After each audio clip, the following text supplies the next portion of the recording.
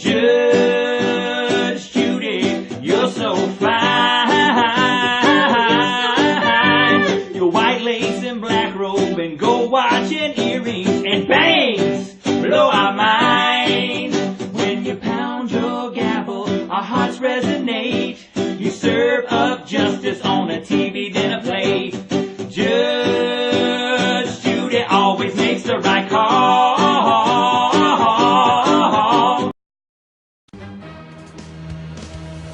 You are about to enter the courtroom of Judge Judy.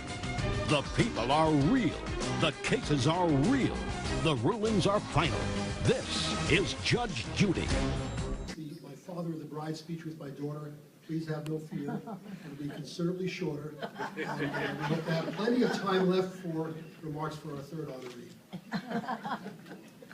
42 years ago,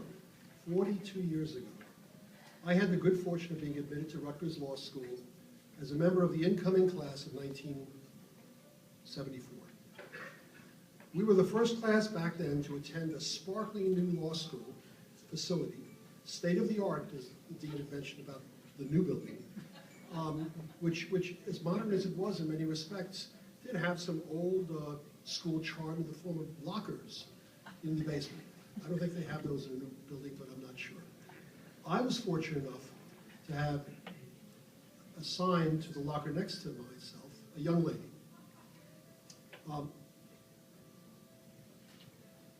She was then, as she is now, beautiful, warm, friendly, with an amazing smile that makes anybody she meets feel welcome and at home. Her name back then was Judy Rutgers.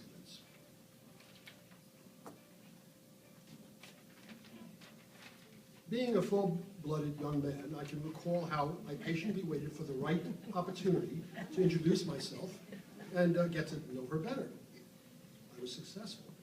How did that happen? Well, the moment happened when I overheard her speaking to one of her roommates about the fact that she'd been born in Budapest, Hungary.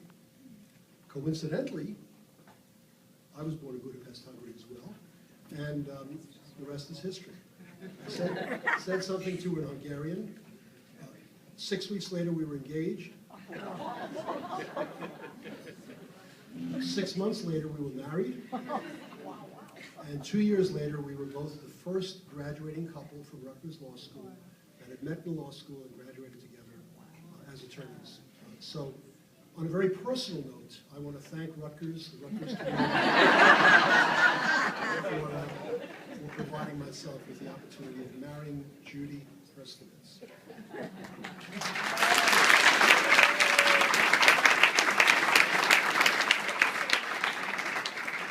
Now, over the next 4 decades, I had a very personal ability to observe Judy grow amazingly, both on a personal level and professionally. On the home front, Judy has been the most incredible wife and life partner that any husband could ever ask for. And I thank you for that, Judy. Aside from that, she's been the greatest mother to 2 of our wonderful children, both of whom graduated Rutgers Law School as well. And now our wonderful grandchildren, to whom she is known as Bubby.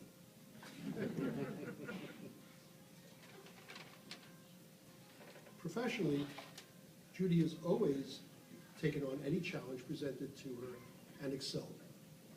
Many of her accomplishments and recognitions are in the booklet that you have before you, so I'm not going to get into those in any great detail.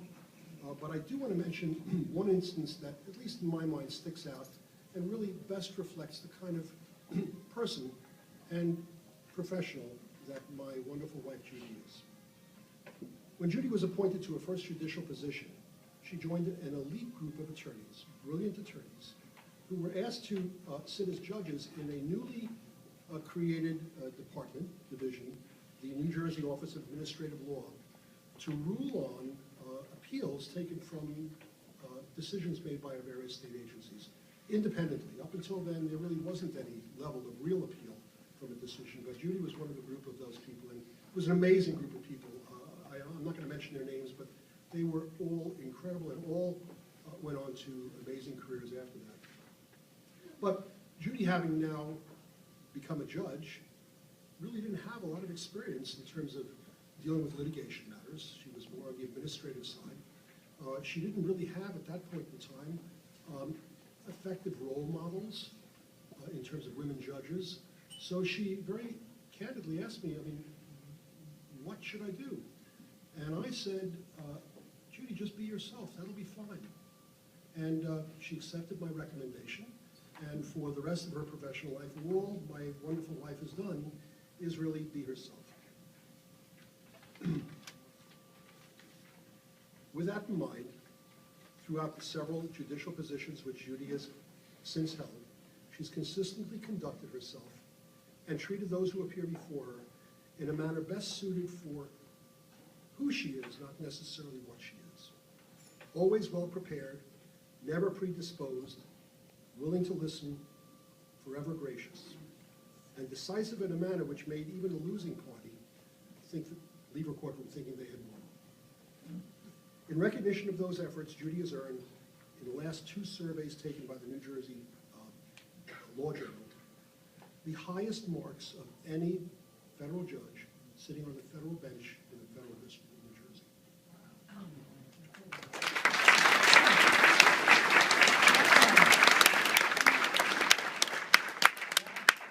Friends and colleagues and family is Judy Wismer just being herself.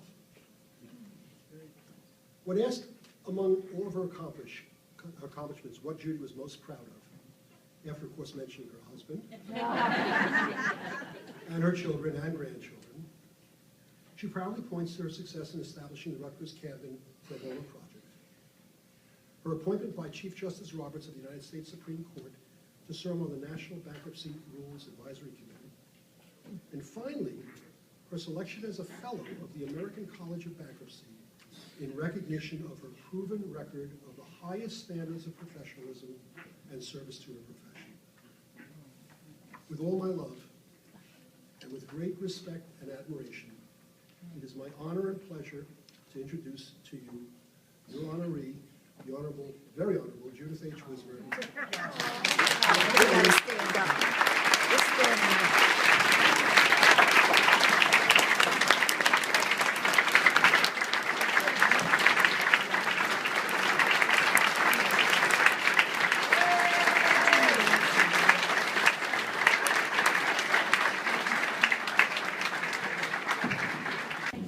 That was really wonderful.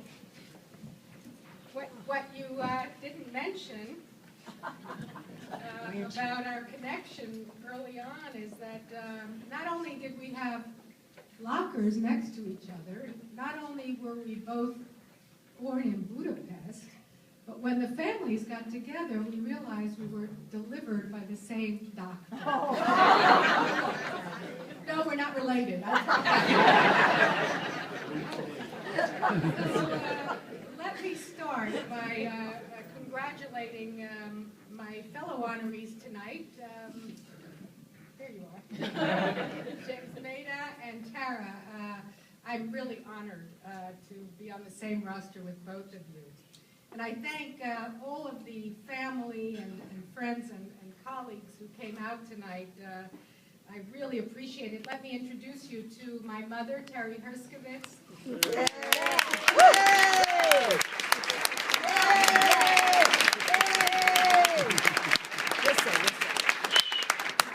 Brother and sister-in-law and niece, Tom and Rita Catherine Herskovitz. Yay! Dear friends here that I'm so happy to see here, and classmates from the fabulous class of 1974. And of course, Chief Judge Burns, who I'm so glad to sit with in Camden, and Judge Gambardella, who came all the way from Newark, and Judge Rodriguez is here from the fabulous Camden Courthouse, and I'm sorry if I'm missing anyone in terms of, and I want to particularly note, and I'm so thrilled to see him here, Judge Michael Patrick King, who I clerked for when I came out of Rutgers Law School.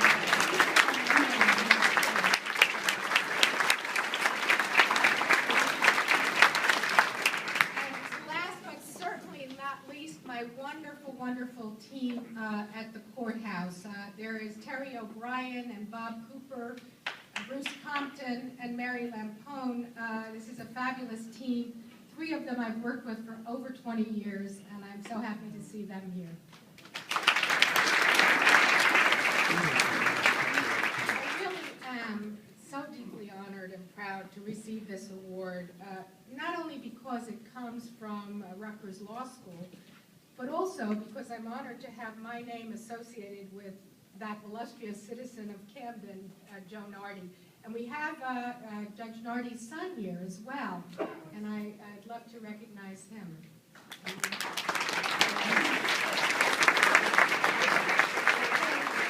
heard about Judge Nardi, what a great contribution he made during his lifetime. And I was privileged to sit down with Judge Rodriguez, who is a beloved federal district court judge in Camden, to talk about Judge Nardi a little bit. Judge Nardi was Judge Rodriguez's lifelong friend from the 1st grade, and he shared some wonderful memories with me. He lovingly described Judge Nardi as, quote, pure as newly drifted snow, except that he drifted a little. No doubt there were a lot of stories about how Judge Nardi, and who knows, maybe Judge Rodriguez, drifted a little, but those stories will wait for another day. I'm also proud to be in the company of past recipients. You saw them stand a few minutes ago of the Nardi Award, and 2 of them are from my class, and I'm very happy to see that and to recognize Jim Hamilton, who you just heard from, and Lou Ruley, both class of 1974. So this award is really like icing on the cake of my very happy involvement with and connection to Rutgers Camden Law School. I'm so grateful to the school for so many reasons. Of course, the education I received served as the foundation for everything I've been able to achieve professionally. But beyond that, I have the school to thank, as you've already heard, in many other ways. You've heard about the role of Rutgers in bringing Len and me together. Rutgers has played a central role in my children's lives as well. Unfortunately, both children had temporary and mild, thank goodness, illnesses today that kept them away. But both of them graduated from Rutgers Law, Dina with a JD in 2006, and Matt with a joint JD MBA degree this past year. As many of you know, when a Rutgers Law graduate has a close family member graduating from the law school, the original alumnus can walk with the family member to receive the diploma and hand it to the new graduate. This past May, I was thrilled to walk with Len and Dina and Matt to receive Matt's diploma. I'm guessing that there haven't been too many foursomes that have walked across that stage together at a Rutgers Camden Law School graduation ceremony. We're now looking forward, the 4 of us, to walk across the stage with my granddaughter, Maya, in the year 2034. The word is that she started studying for her LSAT. Over these many years, it has been such a joy to work with the staff and faculty at the law school in connection with the bankruptcy pro bono project and other programs like the financial literacy. A special word of thanks to my mother, whom you've met tonight. My mother grew up in a little village in Czechoslovakia, where a secular education, especially for a girl, was hard to come by. My grandfather's biggest dream for my mother was that she would graduate from high school. She would have been the only one of 12 siblings to do that. If she were able to graduate, she would have the chance to become the secretary to the lawyer in town. Of course, World War II disrupted those dreams, and my mother was not able to finish high school. After suffering the horrors of the war, followed by the horrors of an incredibly repressive regime in communist Hungary, my parents were able to bring my brother and me out of that extremely difficult environment.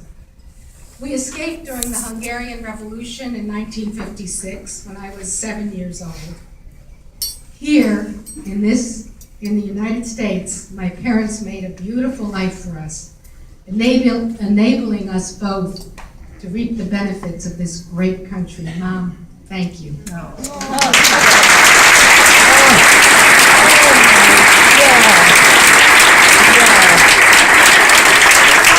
you all so very much for honoring me in this way this evening. I truly appreciate it.